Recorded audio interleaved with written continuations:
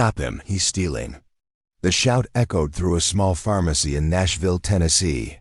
An elderly man in a faded jacket had slipped a bottle of insulin into his coat pocket. The pharmacist rushed from behind the counter, grabbing his arm. The old man didn't run. He just stood there, trembling, eyes fixed on the floor. The pharmacist's voice was sharp. "You think you can just walk out with that?" "I'm calling the police." The old man finally looked up, his voice cracking. "Please, my wife. She's diabetic. We ran out of her medicine 3 days ago." The pharmacist crossed his arms. "That's not my problem. Everyone has a story." Within minutes, a police officer arrived. He looked at the old man sitting at a bench and asked quietly, "Sir, why did you do this?" The man's lips quivered. 42 years of marriage. She's everything I have. I watched her get weaker every day. I sold my watch. Begged for help. Nobody listened.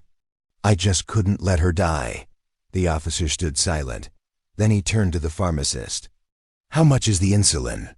$300, the pharmacist replied coldly. The officer nodded and stepped outside. The old man dropped his head, convinced his life was over. But 20 minutes later, the officer returned. He wasn't alone. Behind him stood 5 more officers, each holding cash in their hands. The officer placed the money on the counter. "This covers the insulin." "And the next 3 months." The old man's eyes widened. "Why would you do this for me?" The officer knelt beside him.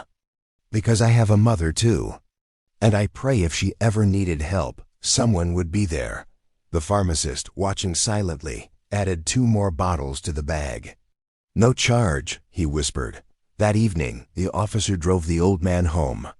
When his wife saw the medicine, she wept in his arms. For the first time in weeks, hope filled that tiny apartment. The officer smiled at the door and said, "We don't always get to choose our struggles.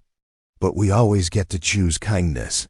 Because true strength isn't measured by what you hold on to, but by what you give away when someone else is falling."